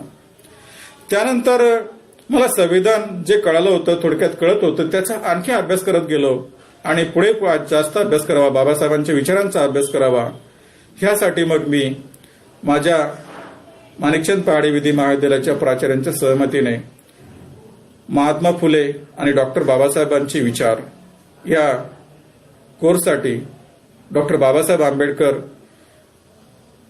कला व वाणिज्य महाविद्यालयामध्ये प्रवेश घेतला आणि बाबासाहेबांच्या विचारांचा अभ्यास करायला सुरुवात केली. कारण कायद्यामध्ये मला दररोजच प्रत्येक गोष्ट वाचत असताना बाबासाहेबांच्या विचाराचा संदर्भ यायचा. मग ते विचार पूर्णपणे आपल्याला कळायला पाहिजेत, ह्यासाठी तो अभ्यासक्रम करावा आणि तो अभ्यासक्रम आज सायंकाळचा असल्यामुळं महाविद्यालयाने मला संमती दिली आणि मी तो अभ्यासक्रम पूर्ण करू शकलो आणि त्या अभ्यासक्रमामध्ये सुद्धा मला द्वितीय विद्यापीठाच्या मेरिटमध्ये स्थान मिळालं. अशा प्रकारे शैक्षणिक जी प्रगती मला थोडीफार करता आली बाबासाहेबांच्या प्रेरणेनं, ती अशी होती. आणि मग त्यानंतर मी जसं सांगितलं की आज प्राध्यापक झाल्यानंतर, माणिकचंद पहाडे विधी महाविद्यालयामध्ये प्राध्यापक झाल्यानंतर मला खरोखरच सार्थ अभिमान आहे की या महाविद्यालयामध्ये मी प्राध्यापक बनू शकलो. आणि मी नाक्षरणाचा विद्यार्थी आहे आणि एक प्राध्यापक म्हणून सुद्धा डॉक्टर बाबासाहेबांचे विचार, संविधानाचं तत्वज्ञान, कायद्याचं तत्वज्ञान, कायद्याचा विचार मी आपल्या सर्व समाजातील सर्व जाती धर्माच्या विद्यार्थ्यांपर्यंत पोहोचवू शकतो आणि आपण त्याचं साक्षीदार आहातच. मित्र, माझ्या या संवादामधील शेवटच्या भागाकडे मी येऊ इच्छितो की ह्या शिका, संघर्ष करा आणि संघटित व्हा, प्रेरणेची ज्योत चिरंतर तेवत राहील, यासाठी डॉक्टर बाबासाहेबांचे काही विचार आहेत काय. आणि मग ते विचार त्यांनी इथे मिलिंद महाविद्यालयामध्ये काही भाषणांमध्ये, काही व्याख्यानांमध्ये व्यक्त केले होते काय, असा मी विचार करत होतो. आणि त्याच्यावर मग मी काही थोडकं या जेवढा वेळ उपलब्ध होता 2-4 दिवसात त्यामध्ये काय वाचन करण्याचा प्रयत्न केला आणि मला महाराष्ट्र शासनाने प्रकाशित केलेला डॉक्टर बाबासाहेब आंबेडकर लेखन आणि भाषणे याचा खंड 18 मध्ये त्याच्या 3ऱ्या भागामध्ये, जे इथे माझ्यासोबत आहे, ज्यामध्ये 1946 ते 1956 भाषणे वसंत मून आणि इतर संपादकांनी आपल्यासाठी उपलब्ध करून दिले आहेत. त्यामध्ये 4 भाषणं डॉक्टर बाबासाहेबांनी मिलिंद महाविद्यालयामध्ये दिलेली आहेत. त्याच्यामधील काही विद्यार्थ्यांना संदेश दिलेला मला वाटतं ह्या प्रसंगी मी आपल्यासोबत तो संवाद साधला पाहिजे. आणि त्याबरोबरच डॉक्टर बाबासाहेबांनी सर्वसाधारणपणे विद्यार्थ्यांना जो संदेश दिला होता तो ह्या नाक्षरवन भूमीतील विद्यार्थ्यांसाठी ती क्रांतीची किंवा त्या प्रेरणेची ज्योत नाक्षरवनातील विद्यार्थ्यांच्या मध्ये सतत तेवत राहिली पाहिजे, ह्या उद्दिष्टानं मी आपल्यासोबत त्याचा उहापोह करू इच्छित आहे. मित्र, बाबासाहेबांचं जे भाषण ह्या महाविद्यालयामध्ये झालं होतं, आपल्याला माहिती आहे की मिलिंद महाविद्यालयाची स्थापना 19 जून 1950 झाली होती आणि 23 जुलै 1950 म्हणजे जूनमध्ये महाविद्यालय स्थापन झालं आणि दुसऱ्या महिन्यामध्ये 23 जुलैला 1950 मध्ये डॉक्टर बाबासाहेबांचं मिलिंद महाविद्यालयामध्ये कदाचित ते पहिलं भाषण झालेलं होतं, ज्यामध्ये त्या समारंभामध्ये डॉक्टर बाबासाहेबांनी विद्यार्थ्यांना फार मोठा संदेश दिला होता आणि तो असा होता की विद्यार्थ्यांनी शूर आणि धैर्यशील झालं पाहिजे. मला वाटतं बाबासाहेबांना ह्या भूमीतील, ह्या आपल्या परिसरातील विद्यार्थ्यांच्या सर्व सामाजिक, आर्थिक, मानसिक परिस्थितीची जाणीव असावी आणि ह्या दृष्टिकोनातून ते विशिष्ट संदेश बाबासाहेबांनी या विद्यार्थ्यांसाठी दिलेले आहेत, जे आपल्याला प्रकर्षाने अभ्यास करायला पाहिजेत आणि त्यावर आपण पुढे आपला कृती कार्यक्रम केला पाहिजे. तर पहिला बाबासाहेबांचा जो संदेश होता मिलिंद महाविद्यालयामध्ये विद्यार्थ्यांना दिलेला तो होता, विद्यार्थ्यांनी शूर आणि धैर्यशील व्हावं. 23 जुलै 1950. त्यानंतर बाबासाहेबांनी 1 सप्टेंबर 1951 मिलिंद महाविद्यालयाची कोनशिला ज्या दिवशी बसवण्याचा समारंभ होता, डॉक्टर राजेंद्र प्रसाद जे की त्या दिवशी आपल्या भारताचे राष्ट्रपती होते, त्यांच्या हस्ते ती कोनशिला बसवण्यात आलेली होती. आणि त्या कोनशिलेच्या अनावरण प्रसंगीचं भाषण डॉक्टर बाबासाहेबांचं जे आहे फार ऐतिहासिक अशा प्रकारचं भाषण आहे. मी आपल्या सर्वांना विनंती करेन की आपण ह्या खंडामधील हे 4ही भाषणं किंवा आपण सर्वच भाषणं वाचली पाहिजेत, पण निदान मिलिंद महाविद्यालयाच्या विद्यार्थ्यांनी, नागशेनवनाच्या विद्यार्थ्यांनी प्रातिनिधिक स्वरूपामध्ये मिलिंद समजत असताना स्वतःला या नागशेनभूमीचा एक प्रॉडक्ट समजत असताना हे निदान 4 भाषणं तरी फार गांभीर्यानं आपण वाचली पाहिजेत. हे दुसरं भाषण मी आपल्यासमोर बाबासाहेबांची त्यामधील काही विचार सांगू इच्छितो. 1 सप्टेंबर 1951 मध्ये. आणि डॉक्टर बाबासाहेबांनी हे महाविद्यालय इथेच का स्थापन केलं, कोणत्या परिस्थितीमध्ये स्थापन केलं, कशा कशा प्रकारच्या आडी अडचणींना बाबासाहेबांना सामोरं जावं लागलं आणि पीपल्स एज्युकेशन सोसायटीला सामोरं जावं लागलं, ते डॉक्टर बाबासाहेबांनी आपल्याला त्या विद्यार्थ्यांना सांगितलं होतं. याचं कारण असं होतं की ते पासून विद्यार्थ्यांना नक्कीच आपल्या संघर्ष करा आणि संघटित व्हा याची प्रेरणा मिळाली पाहिजे. आणि बाबासाहेब असं म्हणाले होते की हैदराबाद संस्थानामध्ये जे आम्ही महाविद्यालय इथे सुरू करत आहोत ते येथेच का स्थापन करायचं, त्याचं उत्तर बाबासाहेबांनी दिलं. आणि त्याचं कारण असं होतं की ह्या हैदराबाद संस्थानामध्ये जे शिक्षण आणि खास करून उच्च शिक्षणाची जी स्थिती होती ती फार मागासण्याच्या प्रकारची होती. आणि मग बाबासाहेबांनी त्या परिस्थितीचा विचार केला. त्यासोबतच शैक्षणिक सवलती ज्या इथे मिळत होत्या त्या फार तुटपुंज अशा प्रकारच्या होत्या. आणि बाबासाहेबांनी जो आकडेवारी इथे सांगितली होती त्या भाषणामध्ये डॉक्टर राजेंद्र प्रसादांना ती कळावी म्हणून कदाचित ती अशी होती की हैदराबाद संस्थानामध्ये केवळ 17 महाविद्यालय होते आणि त्यापैकी 14 महाविद्यालय प्रत्यक्ष हैदराबादला होते. त्यापैकी एक महाविद्यालय औरंगाबादमध्ये होतं जे उस्मानिया विद्यापीठाचं होतं, जे आज गव्हर्नमेंट महाविद्यालय आहे किंवा शासकीय महाविद्यालय आहे ते महाविद्यालय. आणि त्यासोबतच तेलंगणामध्ये एक महाविद्यालय होतं आणि कर्नाटकमध्ये एक होतं. अशा प्रकारची ही शैक्षणिक स्थिती उच्च शिक्षणाची इथे होती. आणि इथे पहिली गोष्ट, ह्या सर्व परिस्थितीमुळे इथे उच्च शिक्षणाची फार मोठी गरज होती जी पीपल एज्युकेशन सोसायटी आणि बाबासाहेबांनी जाणून घेतली. आणि ती उणीव भरून काढण्यासाठी म्हणून शिक्षणाची उणीव भरून काढण्यासाठी डॉक्टर बाबासाहेबांनी इथे मिलिंद महाविद्यालयाची स्थापना केली होती. हे आपल्याला माहिती आहे. ती तारीख होती 19 जून 1950ची. आणि मग कशासाठी हे महाविद्यालय तयार झालं तर विद्यार्थ्यात विद्या, विनय आणि शील रुजविणे हे या महाविद्यालयाचे ध्येय असे बाबासाहेब म्हणाले होते. फार चांगल्या प्रकारचा त्यांनी संदेश दिला होता. ते म्हणाले होते की इथे विद्यार्थी काय करू शकेल, काय घडू शकेल, तर त्याला त्यामध्ये विद्या आली पाहिजे, प्रज्ञा आली पाहिजे, विनय आला पाहिजेत आणि शील आलं पाहिजेत. त्यासाठी हे महाविद्यालयाने स्थापन केलं आहे. त्यासोबतच त्यांनी महाविद्यालयाच्या 1 वर्षाचा लेखाजोखा तिथे मांडला होता, प्रगतीचा आढावा मांडला होता.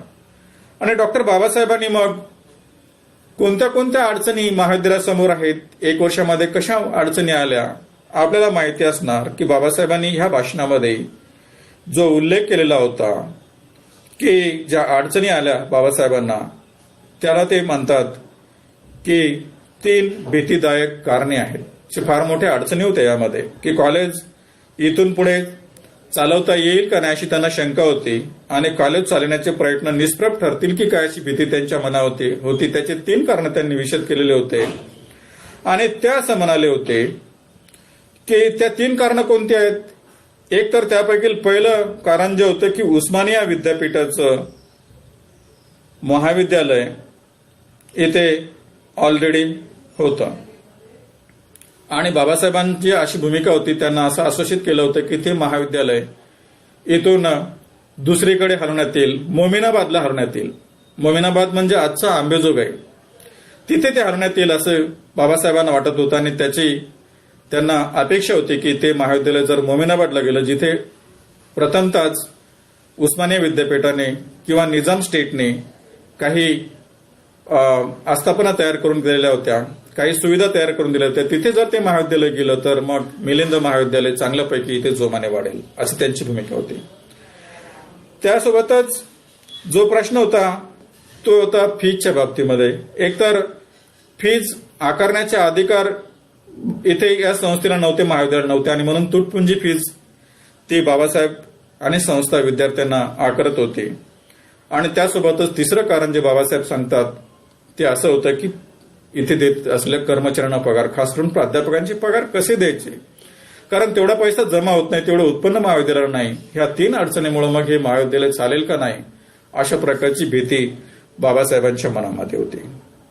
त्याच्यासोबत आणखी जे बाबासाहेबांनी महत्वाचं जे धोंड या शब्दामध्ये त्याचा उल्लेख केला की फार मोठी धोंड आम्ही ओढून घेतली, बाबासाहेब म्हणाले. ते असं होते की एकतर निजाम सरकारच्या शेड्यूल कास्ट ट्रस्टच्या फंडामधून 12 लाखाचं कर्ज बाबासाहेबांनी घेतलेलं होतं. हे महाविद्यालय स्थापन करण्यासाठी, त्याची इमारत होण्यासाठी, ग्रंथालय तयार करण्यासाठी, लॅबोरेटरी तयार करण्यासाठी, की येथील विद्यार्थ्यांना या सर्व सुविधा मिळाल्या पाहिजेत. 12 लाखाचं कर्ज घेतलं. त्याचा 50,000चा हप्ता प्रतिवर्षी होता. ते फेडायचं कसं, हे बाबासाहेबांच्या मागे फार मोठी चिंता होती. आणि ते असं म्हणतात की मग या पार्श्वभूमीवर आमचे हे प्रयत्न निष्फळ ठरतील की काय, अशी भीती आहे. दुसरं एक चॅलेंज बाबासाहेबांनी अधोरेखित केलं होतं, ते असं होतं की एकतर इथे स्थानिक विद्यार्थ्यांपेक्षा बाहेरचे विद्यार्थी जास्त आहेत. मला असं वाटतं की ह्या महाविद्यालयामध्ये नागशेनवन कॅम्पसमध्ये त्यावेळेसही डॉक्टर बाबासाहेबांनी ज्या दिवशी महाविद्यालय स्थापन केलं आणि त्यानंतर आज तागायतपर्यंत स्थानिक विद्यार्थ्यांसोबत बाहेरून येणारे विद्यार्थी हे प्रचंड अशा प्रमाणे असतात, ज्याचा उल्लेख बाबासाहेब करतात की कॉलेजमध्ये या स्थानिक विद्यार्थ्यांपेक्षा बाहेरील विद्यार्थ्यांची संख्या अधिक आहे. मग त्यांच्यासाठी वसतिगृह सुद्धा निर्माण करणे, आणि आपल्याला माहिती आहे की मग त्या वसतिगृह निर्मितीमध्ये आपलं राऊंड हॉस्टेल, ज्याला आपण असं म्हणतो, अजंठा वसतिगृह आणि सर्व वसतिगृह मग बाबासाहेबांनी इथे जी उभी केली त्यामध्ये आपण सर्व विद्यार्थी शिकला आणि इथे आपलं जीवन घडवलं. याचं कारण असं होतं की बाबासाहेब असं म्हणाले की आम्ही उच्च शिक्षण का म्हणून इथे आणलंय, की मला असं खात्री बाबासाहेब म्हणाले की उच्च शिक्षण हेच आमच्या सामाजिक दुखण्यावर औषध आहे. बऱ्याच लोकांना असं वाटायचं की ह्यांचा आर्थिक प्रश्न जर सॉल्व्ह झाला तर ह्या समाजाचे सारे प्रश्न सुटतील, पण बाबासाहेबांची भूमिका ती नव्हती. त्यांना असं वाटायचं की नाही, उच्च शिक्षण हेच केवळ त्यांना ह्या साऱ्या जोखडामधून सोडू शकेल, म्हणून ही उच्च शिक्षणाची इथे त्यांना सुविधा उपलब्ध करून दिली पाहिजे. त्यानंतर मी दुसऱ्या भाषणाकडे बाबासाहेबांच्या येतो, जे 12 डिसेंबर 1955 मिलिंद महाविद्यालयामध्ये झाले होतं. ते महाविद्यालयाच्या बोधी मंडळाने आयोजित केलेलं बाबासाहेबांचं भाषण होतं. आणि बाबासाहेब यांनी कोणता संदेश आपल्या मिलिंद महाविद्यालयाच्या विद्यार्थ्यांना दिलेला होता ह्या 12 डिसेंबर 1955च्या भाषणामध्ये, तर जे फार प्रसिद्ध अशा प्रकारचं बाबासाहेबांचे जे फलकावर मिलिंद महाविद्यालयाचे जे लावलेले आहेत विचार, कदाचित ते ह्या भाषणामधूनच घेतलेले असावेत, की ह्या भूमीला नागशेन का नाव दिलेलं आहे, नागशेनवन असं का प्रकारचं नाव दिलेलं आहे, आणि मिलिंद हे नाव महाविद्यालयाला का दिलेलं आहे. त्याची स्टोरी अशी होती की ह्या कार्यक्रमामध्ये शंकरराव देव यांनी बाबासाहेबांच्या मिलिंद या नावावर किंवा नियोजित केलेल्या नावावर टीका केलेली होती. आणि ते असं म्हणाले होते की केवळ मिलिंद नाव देऊन फार मोठं काय साध्य होणार नाही, केवळ मिलिंद हे नाव देऊन भागणार नाही, तर तो बुद्धामध्ये असलेला जो बुद्धाचा संदेश आहे तो संदेश विद्यार्थ्यांपर्यंत पोहोचला तरच त्याचं फलित होईल. आणि बाबासाहेबांनी त्या टीकेला उत्तर दिलं होतं त्या कार्यक्रमामध्ये की मग का या भूमीला नागशेन नाव दिलं, का या महाविद्यालयाला मिलिंद नाव दिलं. त्याची स्टोरी आपल्या सर्वांना माहिती आहे. ते मला वाटतं ते आपल्याला सर्वांना माहिती असल्यामुळे त्याच्यावर मी फार मोठं इथे वेळ घेऊ इच्छित नाही आपल्या सर्वांचा. आपल्याला माहिती आहे की मिलिंद एक ग्रीक राजा होता, बाबासाहेबांनी सांगितलं होतं. आणि मिलिंदमध्ये आणि नागशेन बौद्ध भिकूमध्ये जो वादविवाद झाला त्यामधून मिलिंद पन्न किंवा मिलिंद प्रश्न हा जो फार मोठा बुद्धिझम मधला महत्वाचा ग्रंथ आहे तो आपल्याला वाचायला मिळाला पाहिजेत आणि बाबासाहेबांची अपेक्षा होती की या महाविद्यालयातील विद्यार्थ्यांनी तो वाचलाच पाहिजे. प्रत्येकाने आपण प्रयत्न करावा प्रामाणिकपणे की तो ग्रंथ आपल्याला कसा वाचता येऊ शकेल. आणि बाबासाहेबांनी मग त्याचं कारण दिलं होतं की मिलिंद महाविद्यालय मिलिंद हे नाव दिल्यानंतर काय त्याचं फलश्रुती होईल. तर बाबासाहेब असं म्हणाले होते की विद्या ही एक प्रकारची तलवार आहे. या महाविद्यालयातील विद्यार्थी जो मिलिंद सारखा घडावा, शिक्षक जो नागसेनासारखा घडावा, त्यांचं मुख्यत्वे करून जे कारण होतं की मिलिंदला आपल्या ज्ञानाचा फार मोठा गर्व होता आणि तसा ज्ञानाचा गर्व असलेला विद्यार्थी घडला पाहिजे त्या भूमीमधून. ती भूमिका बाबासाहेबांची होती आणि त्यांना याची अपेक्षा होती की बाबासाहेबांनी जी ही विद्या आपल्याला इथे दिलेली आहे त्याचं वर्णन ते करतात की विद्या ही एक प्रकारची तलवार आहे आणि ही दुधारी अशा प्रकारची आहे. तिने दृष्टाचा संहार करता येतो आणि दृष्टांपासून आपलं संरक्षण सुद्धा करता येतं. मित्रांनो, कशासाठी आपल्याला इथे शिकायचं आहे तर विद्या संपादन करण्यासाठी. आणि कशासाठी ती विद्या संपादन करायची? दुधारी तलवार असलेलं शस्त्र एकतर दृष्टांचा आपल्याला संहार करायचा आहे आणि त्यासोबतच आपलं दृष्टांपासून संरक्षण सुद्धा करायचं आहे, अशी बाबासाहेबांची भूमिका आहे. मला वाटतं आपण या महाविद्यालयाचे माजी विद्यार्थी आणि आजी विद्यार्थी, भविष्यातील विद्यार्थी याची नक्कीच जाणीव ठेवतील. आणि बाबासाहेबांनी जो त्यामधून आशावाद व्यक्त केला होता आणि ते असं म्हणाले होते की मी माझ्यासारखा विद्वान भारतवर्षात पाहू इच्छितो. हा संदेश त्यांनी मिलिंद महाविद्यालयाच्या विद्यार्थ्यांना दिला होता, लक्षात घ्या. मिलिंद महाविद्यालयाच्या विद्यार्थ्यांकडून त्यांना अशी अपेक्षा होती की बाबासाहेबांसारखा एक विद्वान या देशाला मिळेल आणि त्यांच्या जीवन कार्यामध्ये तो मिळेल. आपल्याला माहिती आहे की बाबासाहेबांचे त्यानंतर जवळपास 1 वर्षांनी महापरिनिर्वाण झालं. तोपर्यंत अनेक चांगले विद्यार्थी या महाविद्यालयामधून घडून गेले. नक्कीच बाबासाहेबांना त्यांचा सार्थ अभिमान असलाच पाहिजेत. परंतु पुढे मी जे सिद्धार्थ विद्या महाविद्यालयाच्या विद्यार्थी बाबतीमध्ये बाबासाहेबांचे मत व्यक्त केलं त्याविषयी आपल्याला सांगू इच्छितो. बाबासाहेबांना खंत सुद्धा वाटली होती आणि त्यांना असं वाटत होतं की इथे माझ्यासारखा विद्वान तयार होईल, बाबासाहेबांसारखा विद्वान तयार होईल आणि मला तो बघता येऊ शकेल. विद्वान भारतवर्षात पाहू इच्छितो असं बाबासाहेब म्हणतात. आणि जो मोलाचा संदेश बाबासाहेब देतात तो असा होता की माणसानं एकटं जाण्याचं धैर्य निर्माण केलं पाहिजे, प्रवाहाच्या विरुद्ध जाण्याचं. अर्थातच या महाविद्यालयाचा विद्यार्थी कसा झाला पाहिजेत, कसा घडला पाहिजेत तर तो प्रवाहाच्या विरुद्ध एकटेपणानं समर्थपणे धैर्यशीलपणे सामोरा त्याला जाऊ शकेल अशा प्रकारचे विद्यार्थी घडला पाहिजेत. आणि बाबासाहेब मग त्या भाषणाचा समारोप ह्या कोटेशन करतात जे आपण ह्या 18व्या खंडामध्ये भाग 3 मध्ये 459 पेजवर वाचू शकता, ज्यामध्ये बाबासाहेब असं म्हणतात की विद्या, प्रज्ञा, करुणा, शील व मैत्री ह्या पंचतत्वानुसार मिलिंद महाविद्यालयातील प्रत्येक विद्यार्थ्याने आपले चरित्र बनवले पाहिजे. मित्रांनो, फार गांभीर्यपूर्वक याच्याकडे लक्ष द्या आपण की ह्या महाविद्यालयातून शिकून गेल्यानंतर आपल्यावर काय जबाबदारी बाबासाहेबांनी दिली आहे की आपल्याला पंचतत्व बाबासाहेबांनी दिले. त्या पंचतत्वानुसार आपल्याला विद्यार्थ्यांनी आपलं चरित्र घडायचं आणि ते आहे विद्या. जिथे आपण शिकतो, जे ज्ञान आपण प्राप्त करतो, जी प्रज्ञा आपण प्राप्त करतो या भूमीमध्ये. प्रज्ञा, करुणा, शील आणि मैत्री. आपल्या सर्वांना माहिती आहे की बाबासाहेबांच्या एकंदरीत व्यक्तिमत्वाचाच, त्यांच्या जडणघडणीचा, त्यांच्या तत्वज्ञानाचे हे 5 अशा प्रकारचे फार मोठे मूलाधार आहेत. आणि त्यांची अशी अपेक्षा होती की मिलिंद महाविद्यालयाच्या विद्यार्थ्याने हे सर्व आत्मसात केले पाहिजे. त्याच्याप्रमाणे, त्या पंचसूत्रीप्रमाणे आपलं चरित्र बनवलं पाहिजे. ह्या मार्गाने एकट्याने जावे लागले तर मनोधैर्य व निष्ठा राखून गेले पाहिजे. आणि बाबासाहेबांना याची जाणीव होतीच की ह्या महाविद्यालयातील विद्यार्थी जर ह्या पंचसूत्रीप्रमाणे आपलं चरित्र राखून खरोखर जात असेल तर कदाचित तो प्रवाहाच्या विरुद्ध असेल. आणि मग त्या आधारावर बाबासाहेब म्हणतात की तुम्हाला एकट्याने जरी जायची गरज पडली तरी सुद्धा ते धैर्य तुम्ही स्वतःमध्ये निर्माण करा आणि निष्ठा राखून त्या मार्गावर तुम्ही चाला. पुढचं वाक्य फार बाबासाहेबांचं शेवटचं महत्वाचं आहे. बाबासाहेब असं म्हणाले होते की पर प्रत्येने बुद्धीस सोडून विवेकाने जो मार्ग आपणास योग्य वाटेल त्याच मार्गाने यापुढे गेले पाहिजेत. कोणता मार्ग सोडायचा आहे? पर प्रत्येने बुद्धी, म्हणजे दुसरे सांगतील तशा प्रकारे, दुसरे जिकडे जा म्हणतील तिकडे, त्या गर्दीच्या मागे. तिथे बाबासाहेबांनी एक स्टोरी सांगितली होती, हे एक उदाहरण सांगत असताना, की त्या गर्दीच्या मागे जायचं का गर्दीच्या मागे नाही जायचं. आणि बाबासाहेबांची अशी भूमिका होती की गर्दीच्या मागे जाऊ नका.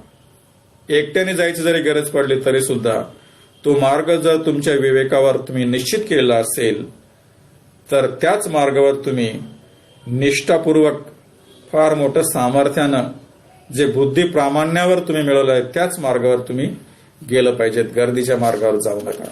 हा फार मोठा मोलाचा संदेश बाबासाहेबांनी आपल्या त्या भाषणामध्ये 12 डिसेंबर 1955च्या भाषणामध्ये दिलेला होता.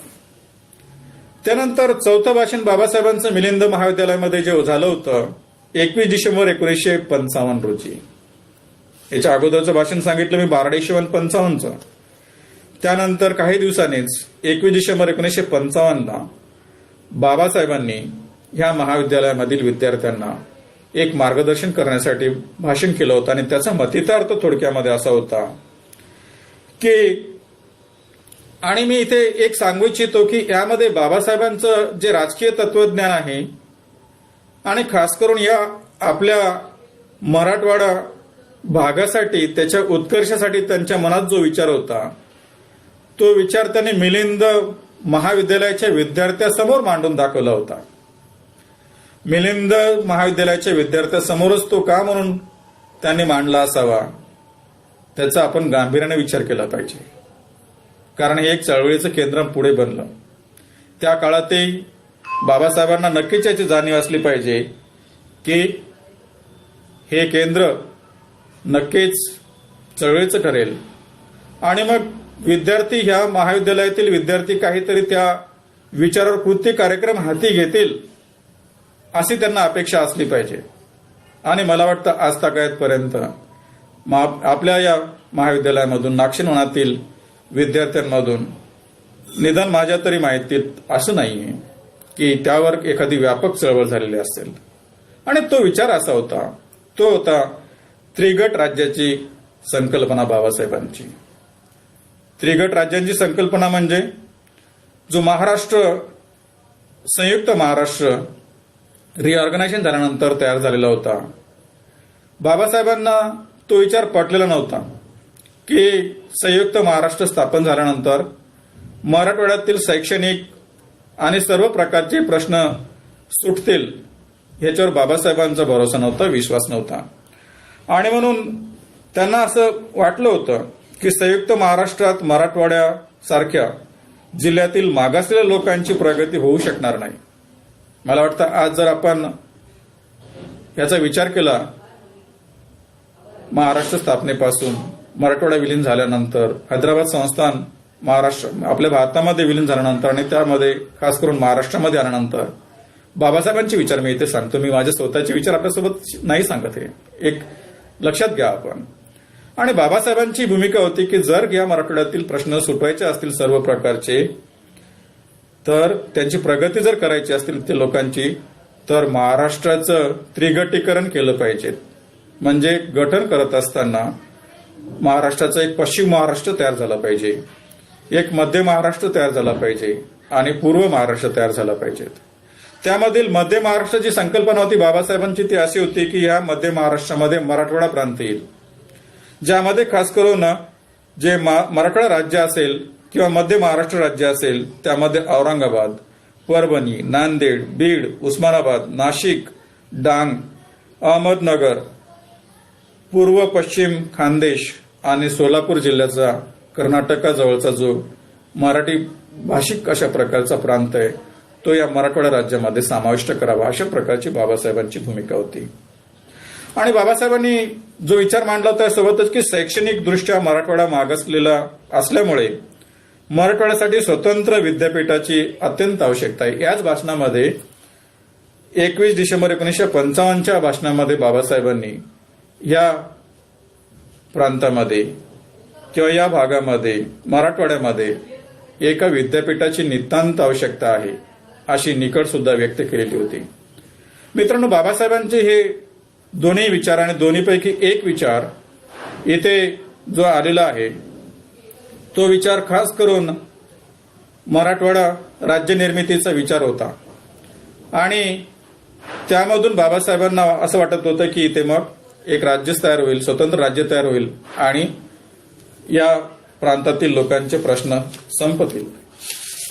यासोबतच थोडक्यामध्येच बाकीच्या भाषणांकडे मी बाबासाहेबांच्या येतो की जे विद्यार्थ्यांसाठी जनरली आणि खास करून या कॅम्पसमधील विद्यार्थ्यांसाठी महत्वाचे आहेत ते आपल्यापर्यंत मी पोहोचू देऊ इच्छितो. आपल्याला डॉक्टर बाबासाहेबांचे विचार सांगत होतो की बाबासाहेबांनी जे मिलिंद महाविद्यालयामध्ये 4 भाषणं दिली होती महत्वाचे आणि त्या भाषणामध्ये 4ही भाषणामध्ये बाबासाहेबांना ह्या महाविद्यालयातील विद्यार्थ्यांकडून काय अपेक्षा होती ते मी आपल्यासोबत मांडलेलं आहे.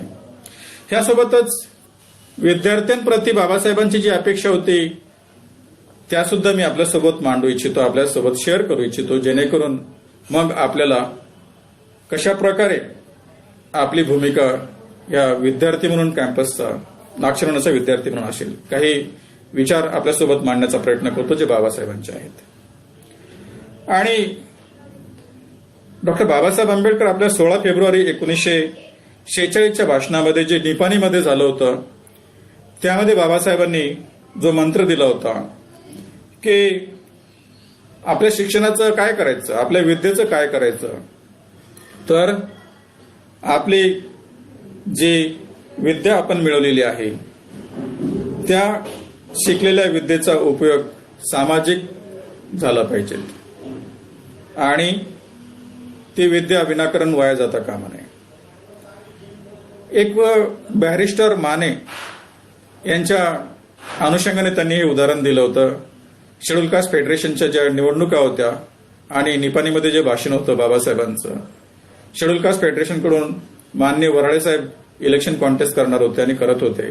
तर शेड्यूल कास्ट फेडरेशनमधून बॅरिस्टर माने निघून ज्यांना बाबासाहेबांनी मदत केली होती परंतु ते त्यावेळेच्या काँग्रेसमध्ये दाखल झाले, विरोधामध्ये उभे राहिले होते. तर त्या अनुषंगाने बाबासाहेब असं म्हणाले होते की माझी अपेक्षा होती की ते जज झाले पाहिजेत, की एक कायदे पंडित म्हणून त्यांनी नावलौकिक मिळवलं पाहिजे.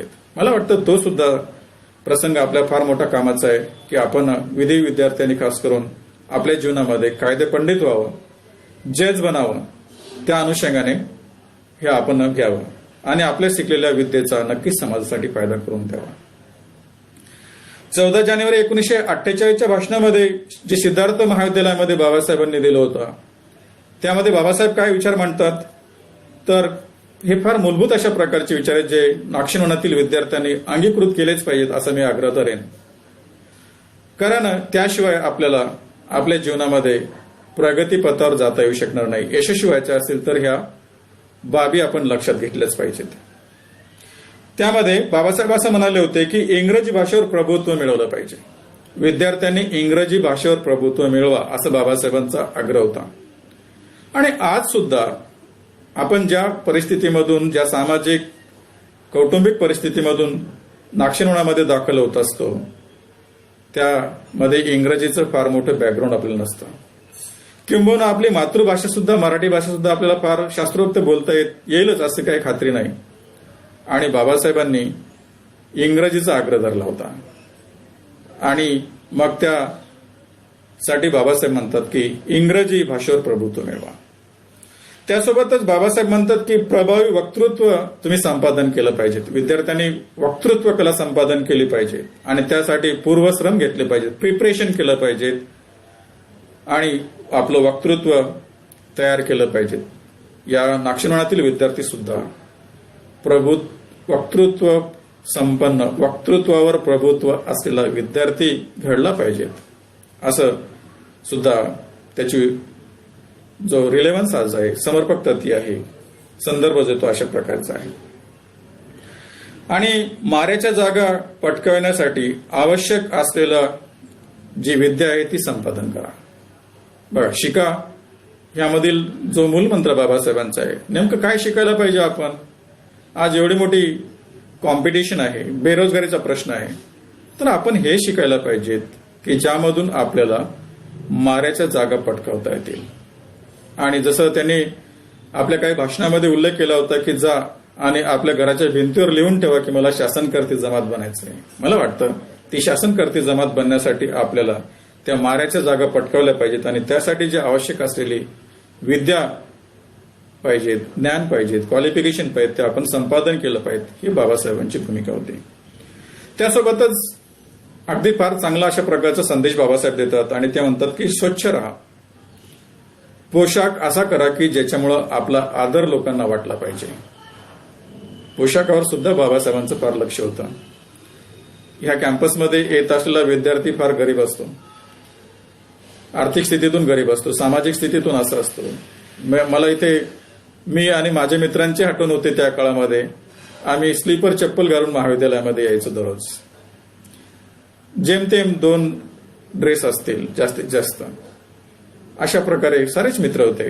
आज सुद्धा विद्यार्थ्यांची फार कठीण परिस्थिती आहे आणि त्या अनुषंगाने जे काय असे ना आपल्याला मिळालेलं, पण ते स्वच्छ आपण राहायचं, पोशाख असा करायचा की आपल्याला आदर वाटेल. आपल्याला माहिती आहे की अनेक भाषणामध्ये बाबासाहेबांनी जे सांगितलं होतं ते असं होतं की त्यांचा पुस्तक आणि कपडे, पोशाख याच्यावर जास्तीत जास्त खर्च व्हायचा आणि बाबासाहेबांना त्याची एक फार मोठी आवड होती.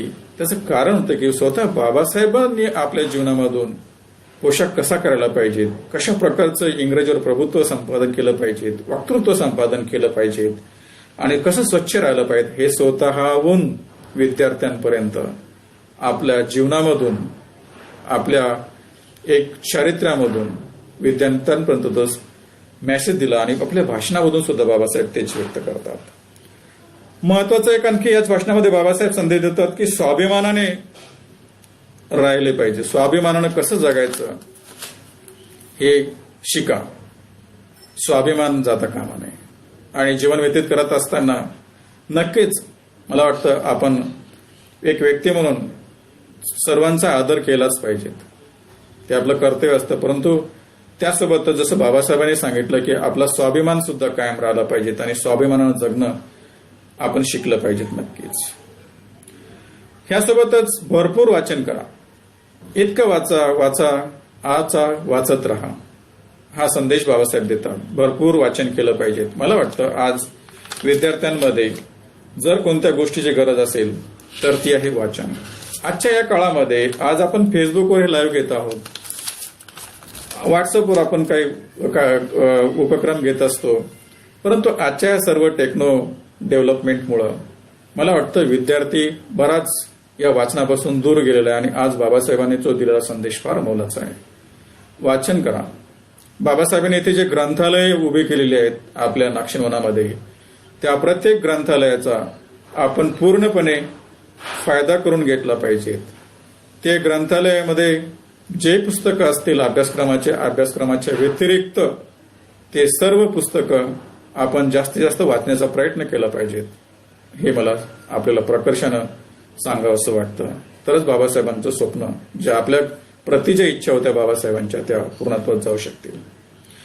यासोबतच बाबासाहेबांनी एक प्रश्न विचारला होता एका कार्यक्रमामध्ये एका आयोजकांना, एका भाषणामध्ये 20 जुलै 1952च्या, की शिक्षित मुले समाजाच्या उन्नतीसाठी काही करणार आहेत का?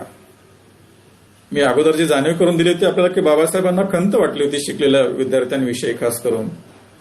बाबासाहेब या भाषणामध्ये 20 जुलै 1952च्या भाषणामध्ये यामध्ये बाबासाहेब असं व्यक्त करतात की जे सिद्धार्थ महाविद्यालयामध्ये त्यांना अनुभव आला, त्या अनुभवाच्या आधारावर बाबासाहेब खंत व्यक्त करतात की एकदा का विद्यार्थी शिकला, नोकरी मिळाली की आपलं काम झालं, मग त्यांनी समाजाचे कोणते प्रश्न बघायचे नाही, कोणत्याच गोष्टीकडे लक्ष द्यायचं नाही. तर असं शिकलेला विद्यार्थी काहीही कामाचं नाही. आणि बाबासाहेबांना अशी अपेक्षा होती की ह्या शिक्षण संस्थेमधून तयार झालेला विद्यार्थी, शिकलेला विद्यार्थी त्यांना अपेक्षित अशा प्रकारचं कार्य सुद्धा करेल. ते आपण नक्की ह्या खंडामध्ये वाचलं पाहिजेत. मी त्याचा संदर्भ पुन्हा इथे आपल्याला देतो. डॉक्टर बाबासाहेब आंबेडकर लेखन आणि भाषणे, खंड 18 भाग 3, पृष्ठ क्रमांक 314 आणि 315 आपण अवश्य वाचा, जेणेकरून बाबासाहेबांचे काय अपेक्षा या शिकलेल्या वर्गाकडून होत्या त्या आपल्याला जाणवतील आणि त्याप्रमाणे मग आपल्याला पुढे काम करता येऊ शकेल. त्यासोबतच 15 डिसेंबर 1952 रोजी एल्फिन्स्टन महाविद्यालयामध्ये बाबासाहेबांनी एक भाषण दिलं होतं. त्यामध्ये सुद्धा बाबासाहेबांनी काही विद्यार्थ्यांकडून अपेक्षा व्यक्त केल्या होत्या, ज्या नाक्षिण मनातील विद्यार्थ्यांकडून सुद्धा त्या अर्थाने असू शकतात. लक्षात घ्या, कारण विद्यार्थी आपण सुद्धा इथे विद्यार्थी असतो. आणि बाबासाहेबांनी एक खंत व्यक्त केलेली होती त्या एल्फिन्स्टन महाविद्यालयाच्या भाषणामध्ये 15 डिसेंबर 1952च्या. ते असं म्हणाले होते की विद्यार्थी शक्यतोवर विद्यापीठाचा कारभार कसा चालतो त्याच्यावर फार लक्ष देत नाही, त्याच्यामध्ये तो दखल देत नाही. पण बाबासाहेबांची अशी भूमिका होती की ज्या विद्यापीठामध्ये आपण शिकतो त्या विद्यापीठाचा कारभार कसा चालतो, त्या विद्यापीठाचा अभ्यासक्रम कसा आहे, तो अभ्यासक्रम आपल्या बौद्धिक विकासासाठी पोषक आहे किंवा नाही, आपलं जीवन यशस्वी करण्यासाठी खरोखरच योग्य आहे का नाही, त्या अभ्यासक्रमांची मीमांसा सुद्धा विद्यार्थ्यांनी नक्कीच केली पाहिजे, असं डॉक्टर बाबासाहेब आंबेडकर या 15 डिसेंबर 1952च्या भाषणामध्ये करतात. मला असं वाटतं की विद्यार्थ्यांना अभ्यासक्रम नियोजित करत असताना कोणत्याही विद्यापीठाच्या फार मोठी भूमिका नसते. लक्षात घ्या, विद्यार्थी नक्कीच काही मंडळामध्ये असतात, ज्याला सिनेट आपण असं म्हणतो, त्यामध्ये विद्यार्थ्यांचं प्रतिनिधित्व असतं ग्रॅज्युएटच्या अंतर्गत. परंतु अभ्यासक्रम निश्चित करत असताना एखाद्या कोणत्याही कोर्सचा तो अभ्यासक्रम सुद्धा विद्यार्थ्यांनी त्याचं मूल्यांकन केलं पाहिजे. नक्कीच ही बाबासाहेबांची भूमिका होती. आणि मग तो अभ्यासक्रम आपल्या जीवनामध्ये आपल्या बौद्धिक विकासासाठी खरोखरच पोषक आहे का नाही, तो आपल्या जीवनामध्ये यशस्वी होण्यासाठी खरोखरच योग्य आहे का नाही, याचा विचार विद्यार्थ्यांनी केला पाहिजेत आणि त्याचं मूल्यांकन विद्यार्थ्यांनी केलं पाहिजे. तसा अभ्यासक्रम आणला गेला पाहिजेत आपल्या अभ्यासक्रमामध्ये, त्याचा आग्रह सुद्धा विद्यार्थ्यांनी धरावा, अशी बाबासाहेबांची एक भूमिका असली पाहिजे असं मला वाटतं.